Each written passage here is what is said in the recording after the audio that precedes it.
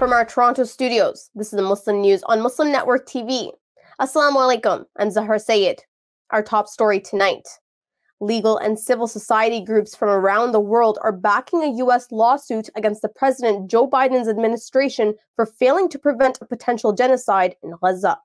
In late December, 77 groups representing thousands of people filed an amicus brief in support of the lawsuit brought by the Palestinian human rights organizations, Gaza's residents, and affected U.S. citizens. They named President Biden, Secretary of State Antony Blinken, and Secretary of Defense Lloyd Austin in the suit. The organizations argued the U.S. is violating international law by not preventing or being complicit in a potential genocide in Gaza. The lawsuit is set for a hearing in the U.S. District Court for the Northern District of California. This coincides with Israel facing genocide charges at the International Court of Justice in The Hague. Legal experts believe the ICJ's decisions could influence the U.S. case. The Biden administration seeks to dismiss the lawsuit, citing foreign policy boundaries and a lack of jurisdiction. The International Court of Justice wrapped up its two-day hearings on South Africa's petition against Israel, accusing it of committing genocide in Gaza. Israel presented its defense, asserting South Africa's claims are distorted and that it has the right to defend itself due to Hamas's attacks. Israel's lawyers argued that South Africa's close ties with Hamas undermine the credibility of their claims and noted that Hamas initiated the conflict. Israel emphasized its efforts to minimize civilian harm, contrasting with Hamas embedding military operations in civilian areas. The lawyers challenged calls for Israel to end its operations in Gaza and noted any violations by Israeli forces can be addressed through Israel's legal system. Experts found Israel's defense weak, but acknowledged some strong points. They said Israel failed to address the broader context of the Israeli-Palestinian conflict and its claims of protecting civilians, considering the high death toll. The ICJ President John Donoghue asked agents of both governments to remain available to the court, as it will soon decide on provisional measures. The ruling could impact the ongoing war in Gaza. South Africa is also demanding that judges impose provisional measures on Israel to halt its assault to prevent further killings, lifting the blockade and allowing aid inside Gaza. Experts say while the court has no real enforcement power, its judgment will put more international pressure on Israel to stop the war. In related news, South Africa's opening presentation at the International Court of Justice accusing Israel of genocide in Gaza has been lauded by human rights defenders and legal experts. The case seeks an ICJ emergency order to halt Israel's aggression on Gaza, alleging violations of the Genocide Convention. Amnesty International Secretary General Agnes Callamard described South Africa's case against Israel for genocide in Gaza as a historic moment in international law. U.S.-based investigative journalist Jeremy Scahill said South Africa has made a compelling case, showing how genocidal statements by Israeli Prime Minister Benjamin Netanyahu and other senior officials were interpreted as official orders by Israeli forces.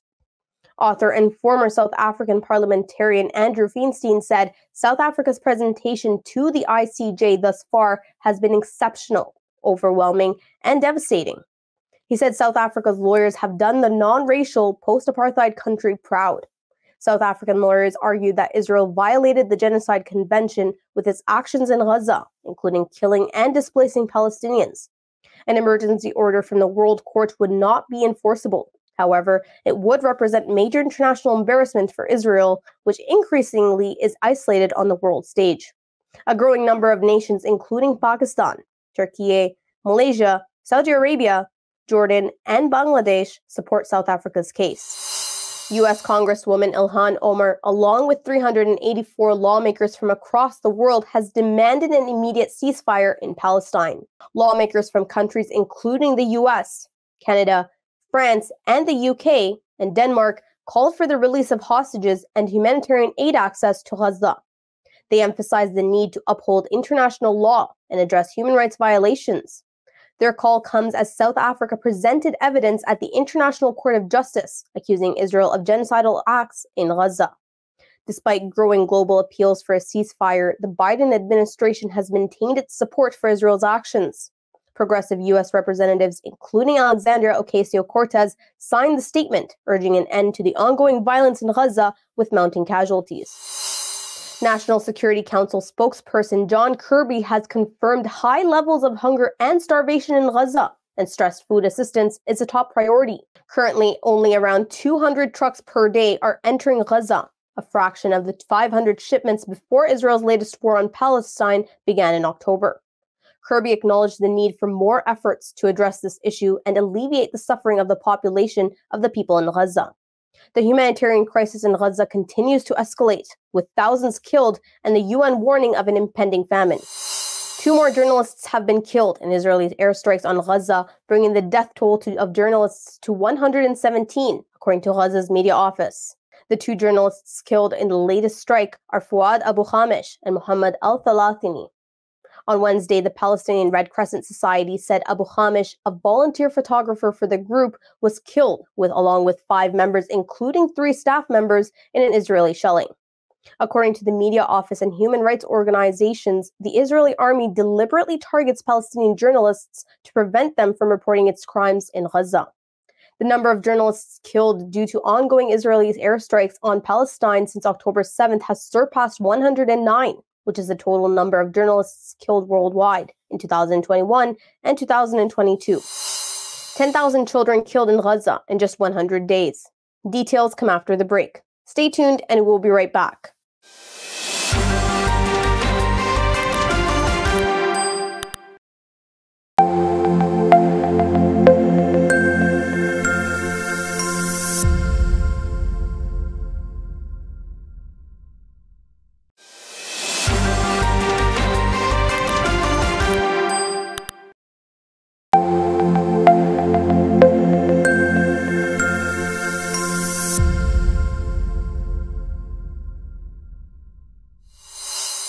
Welcome back.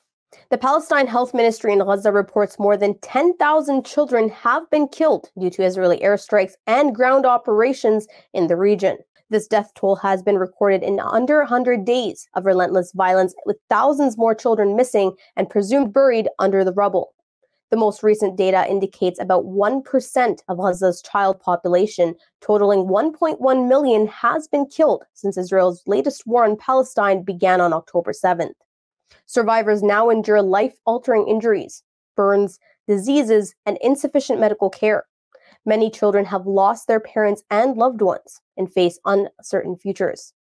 Save the Children also noted various violations by Israel, including the destruction of 370 schools, attacks on 94 hospitals and healthcare facilities, and denial of access to adequate humanitarian aid for Gaza's children. A Maryland teacher has filed a discrimination complaint against Maryland's and Arundel County Public Schools. Zahra Suhail's suit is being supported by the Council on American Islamic Relations. Suhail is a special education and math high school teacher at North County High School. She alleges she has been unfairly targeted by the district since November due to her response to an email regarding the Israel-Gaza curriculum. Suhail had urged her colleagues to be mindful of the rhetoric used in teaching about Israel's war on Gaza, emphasizing the moral obligation to speak up against injustice. After an administrator did not approve her message, she sent it via the staff listserv in response to what she says were biased teaching resources linked in an email from a colleague. The CAIR attorney Rauda Fawaz argues the actions against Suhail are not only disturbing, but also clear religious discrimination. The complaint aims to halt the investigation against Suhail and prevent flimsy excuses for discriminating against teachers. Officials from Anne Arundel County Schools have refrained from commenting on the complaint, citing their rigorous materials evaluation process. The FBI arrested 18-year-old Hamza Mashkour at Denver International Airport as he was about to embark on a journey to allegedly join ISIS in Syria or Afghanistan. Mashkour, who has a developmental disability and autism, has allegedly been communicating online with what he believed were ISIS members for more than a year. However, these people were actually undercover FBI agents. The Justice Department charged Mashkour with attempting to provide material support to a terrorist organization, a crime that carries a significant prison sentence. Despite his age and mental health diagnosis, a judge ordered Mashkour to be detained pending trial, citing concerns about the evidence presented. This case has raised questions about the methods used by law enforcement in countering terrorism and the treatment of people with developmental disabilities.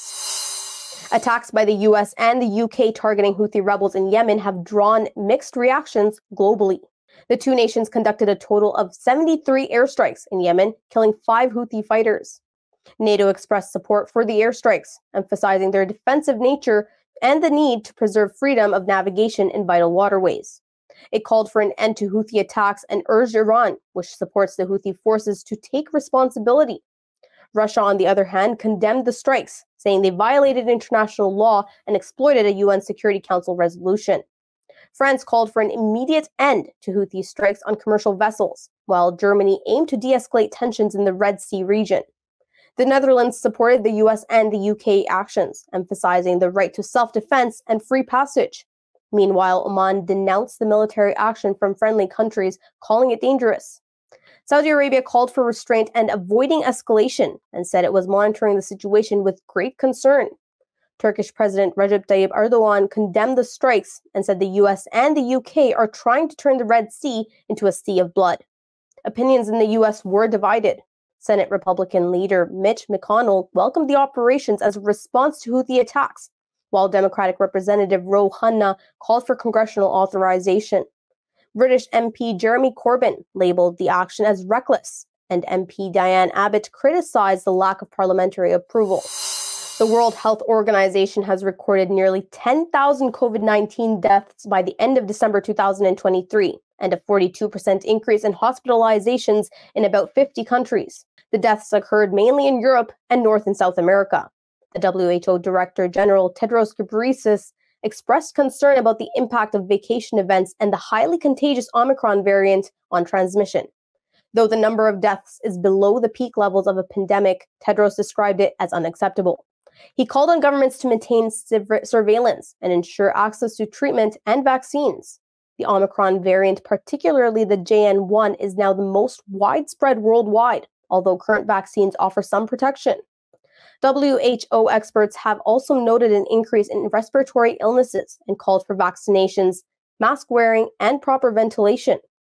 Scientists have also identified 2 new variants, BA.2.86 and JN.1, related to Omicron and can cause severe complications. Studies suggest BA.2.86 can lead to more severe respiratory infections, highlighting the need to address declining immunity and low uptake of booster vaccinations. Concerns about recombination of COVID with other coronaviruses in animals raise fears of unforeseen developments. That includes possible interactions with more deadly coronaviruses such as SARS or MERS. Experts warn this could increase the threat level of the pandemic compared to previous phases. Ethiopia's Disaster Risk Management Commission and the Food Cluster warn that nearly 4 million people in drought-stricken regions urgently require food assistance. The affected areas are grappling with acute food insecurity, high malnutrition rates, severe water scarcity, disease outbreaks, and livestock losses. Despite resource constraints and operational difficulties, the government and humanitarian partners have intensified efforts to provide life-saving aid in these areas. Since December, about 6.5 million people in Amhara, Tigray, Somalia, and Afar have received food assistance. The situation is exacerbated by the ongoing conflicts in Tigray, where more than 860 people have died of hunger since September. Tigray's interim administration has declared a state of emergency, warning a deadly combination of war and famine now threatens 91% of Tigray's population.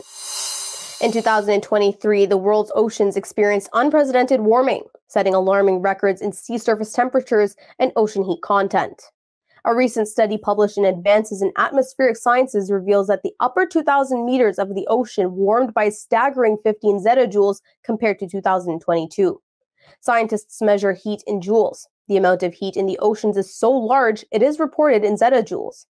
The 15 zettajoules is compared to boiling 2.3 billion Olympic-sized swimming pools or roasting 260 trillion turkeys. The findings confirm the ongoing trend of ocean warming, with each of the past 10 years becoming the warmest on the record, the Chinese Academy of Sciences reports. Rising ocean stratification, reducing oxygen levels, and the ocean's ability to absorb heat and carbon dioxide poses a grave threat to marine life. It also worsens sea level rise and extreme weather events worldwide. That's all from our Toronto studios tonight. Thank you for tuning in. You can subscribe to our YouTube channel and hit the bell icon for the latest updates. For more content, keep watching Muslim Network TV or visit muslimnetwork.tv. Assalamu alaikum and good night.